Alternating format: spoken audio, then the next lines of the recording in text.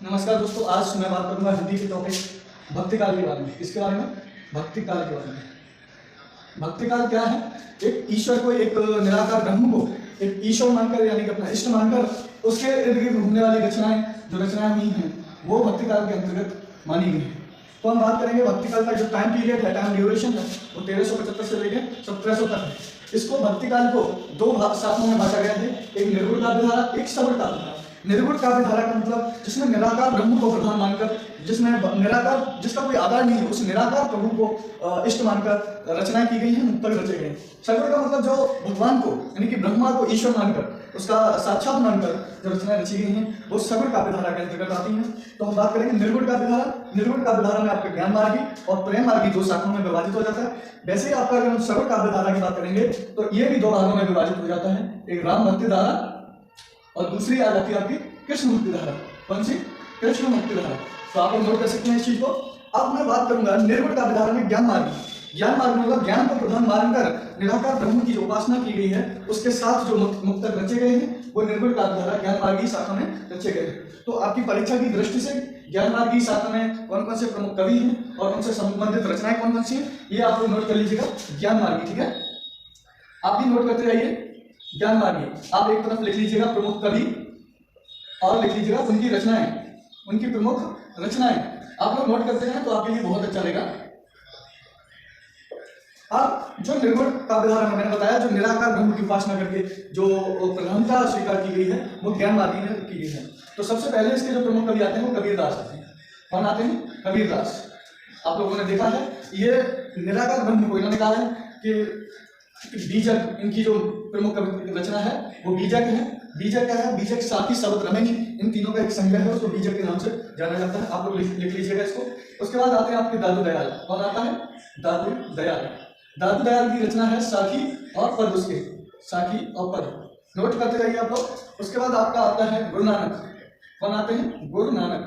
साथ साथ नोट करिए गुरु नानक। इनकी जो रचनाएं हैं वो गुरु ग्रंथ साहब नाम से जानी जाती हैं। गुरु ग्रंथ साहब, गुरु ग्रंथ साहब। और देखिए, और इनके ज्ञान मार्गी में जो प्रमुख कवि हैं, आपने नाम सुना होगा रैदास। रैदास ये भी निर्गुण काव्य धारा के ज्ञान मार्गी का शाखा से आते हैं और इनकी रचनाएं पद में प्रचलित हैं। अब बात करेंगे हम जो प्रमुख कवि ये निर्गुण काव्य धारा के हो गए और वो भी ज्ञान मार्गी। अब हम बात करेंगे प्रेम मार्गी की बात। किसकी बात करेंगे हम? प्रेम मार्गी। आप लोग लिख लीजिएगा। प्रेम मार्गी में कौन कौन से कवि प्रमुख रहे हैं? वो है मलिक मोहम्मद जायसी। कौन कौन से? मलिक मोहम्मद जायसी का नाम तो आप लोगों ने सुना होगा, और जिनका महाकाव्य भी रहा है पद्मावत। और इनकी जो प्रमुख रचनाएं हैं वो आप लिख लीजिएगा। पद्मावत, आपका अखरावट, अखरावट और आखिरी कलाम। कौन सी? आखिरी कलाम। इनकी बहुत ही प्रसिद्ध रचनाएं रही हैं जो कई बार एग्जाम में भी पूछी गई हैं। और उसके बाद जो रचनाकार आते हैं कुतुबन। कौन आते हैं? कुतुबन। अब कुतुबन की जो प्रसिद्ध रचना है वो मृगावती है। कौन सी है? मृगावती। कई बार आपने देखा होगा, ये कई एग्जाम में पूछा गया है। जो मृगावती है वो किस रचनाकार की रचना है? तो कुतुबन की है। और कुतुबन किस धारा के कवि हैं? तो निर्गुण काव्य धारा के। अगर निर्गुण काव्य धारा में भी पूछ लिया जाए तो प्रेम मार्गी काव्य धारा के। प्रेम मार्गी क्या है? इसमें प्रेम को प्रधान मानकर निराकार ब्रह्म की उपासना की गई है, जिसके कवि और हैं मंझन। कौन है? मंझन नाम सुना होगा आप लोगों ने। मंझन की बहुत ही प्रसिद्ध रचना है मधुमालती। कौन सी? मधुमालती। आप लोग नोट कर लीजिएगा। उसके बाद एक और इसके प्रसिद्ध जो रचनाकार हैं, आपने नाम सुना होगा उस्मान। क्या नाम है? उस्मान। इनकी जो कविता है, इनकी रचना है, इनकी प्रमुख, वो है चित्रावली। कौन सी है? चित्रावली। ये तो बात हो गई आपकी निर्गुण काव्य धारा के ज्ञान मार्गी और प्रेम मार्गी कवियों के बारे में। अब हम बात करेंगे सगुण काव्य धारा के राम भक्ति काव्य धारा और कृष्ण भक्ति सगुण काव्य धारा के प्रमुख रचनाकारों की बात करेंगे। तो आप चाहो तो इसको मिटा लो। उसके बाद अगला टॉपिक लिखिए, देख लीजिएगा। राम भक्ति काल में हम बात करेंगे सबसे पहले राम भक्ति काव्य धारा। किसकी बात करेंगे? राम भक्ति काव्य सगुण काव्य धारा। ठीक है, क्या लिखेंगे? सगुण काव्य धारा। ठीक है, तो इसमें जो सबसे प्रमुख कवि आते हैं आपके तुलसीदास, गोस्वामी तुलसीदास का आप लोगों ने नाम सुना होगा। गोस्वामी तुलसीदास। ठीक है, अब इनकी जो प्रमुख रचनाएं हैं, बहुत सारी रचनाएं हैं, आप लोग जानते हैं। जो मेन टॉपिक हैं वो लिख लीजिएगा इनकी जो प्रमुख रचनाएं आपकी, जैसे रामचरितमानस, आपकी कवितावली, दोहावली, और कौन सा, विनय पत्रिका इनकी बहुत ही प्रसिद्ध रचना है और कई बार एग्जाम में पूछी गई है। विनय पत्रिका, जानकी मंगल और पार्वती मंगल, जानकी मंगल और पार्वती मंगल, ठीक है, पार्वती मंगल। ये इनकी बहुत सारी और भी हैं, इनकी 12 रचनाएं हैं और जिनमें प्रमुख जो रचनाएं हैं वो मैंने लिख दी हैं। उसके बाद यहाँ कवि आते हैं आपके नाभादास, नाम सुना होगा, क्या नाम, नाभादास। नाभादास की बहुत ही प्रसिद्ध रचना है, आप लोगों ने पढ़ी भी होगी, भक्तमाल। कौन सी, भक्तमाल। अगर कोई भी पूछे कि भक्तमाल किसकी रचना है तो किसकी है, नाभादास की, ठीक है। उसके बाद इसमें एक और कवि आते हैं, ठीक है, रघुराज सिंह। क्या नाम आता, रघुराज सिंह की बहुत ही सुंदर कृति है जिसका नाम है राम स्वयंवर। क्या नाम है, राम स्वयंवर। थोड़ा बड़ा बड़ा इसलिए लिखा है, आप वीडियो में अच्छे से इस चीज को कर पाए। उसके बाद आप इसकी बात करते हैं कृष्ण भक्ति का विधारा, ठीक है, इसको निकाल दीजिएगा। आपको जैसा कि पता है कि कृष्ण भक्ति धारा, जिसमें कृष्ण को ईश्वर मानकर जो रचनाएं रची हैं उनको हम कृष्ण सगुण काव्य धारा के अंतर्गत रखेंगे। तो इसके जो प्रमुख कवि हैं तो आप लोगों ने इनका नाम भी सुना होगा और उनके बारे में ज्यादातर लोगों को पता है।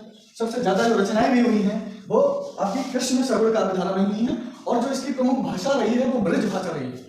ज्यादातर जो इस यहाँ के जो कवि रहे हैं उन्होंने ब्रज को के इर्द गिर्द के कवि भी रहे हैं और वहां उस भाषा का प्रयोग भी उनकी रचनाओं में देखने को मिलता है। तो प्रमुख कवि की हम बात करेंगे और उनकी प्रमुख रचनाएं के बारे में बात करेंगे।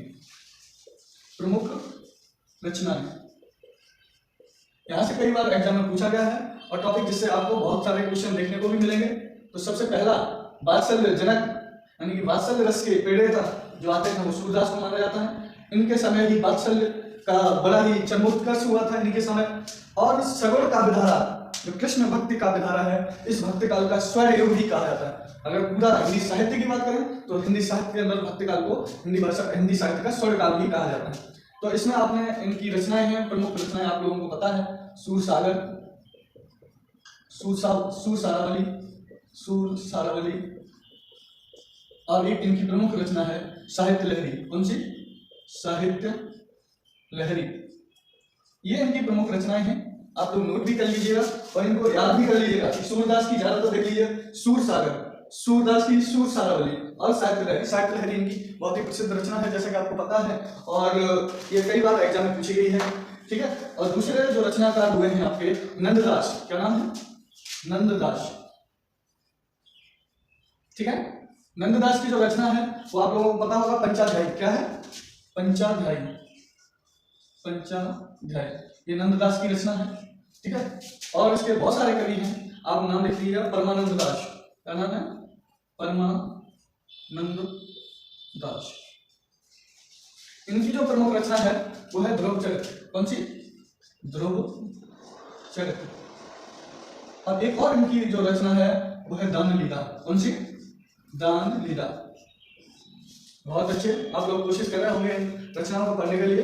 उसके बाद एक कवि आते हैं चतुर्भुज दास। कौन से, चतुर्भुज दास।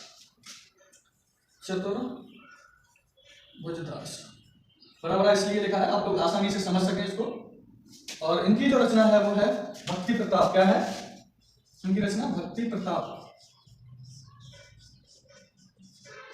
और द्वादश यश। और आपने नाम सुना होगा रसकान का। किसका नाम, रसकान। इसी कृष्ण नहीं, उनके नाम से ये मत सोचना ये प्रेम मार्गी के हैं, क्योंकि प्रेम मार्गी जो काव्य धारा है उसमें ज्यादातर जो रचनाकार हुए हैं वो मुस्लिम धर्म से हैं, ठीक है, जिन्होंने प्रेम को प्रधान मानकर रचनाएं की हैं। और रसखान एक ऐसे कवि हैं जो कृष्ण भक्ति काव्य धारा के कवि हैं, ठीक है। रसखान कई बार एग्जाम में पूछी गई इनकी जो रचना है वो प्रमुख रचना भी है प्रेम वाटिका। नाम भी आप लोगों ने सुना होगा, प्रेम वाटिका। हम आशा करते हैं कि आप लोगों ने बहुत ही अच्छे से इन रचनाओं को पढ़ा होगा, इन चीज़ों को समझा होगा और आपको एग्जाम में एक रचना कम से कम यहाँ से देखने को मिलेगी।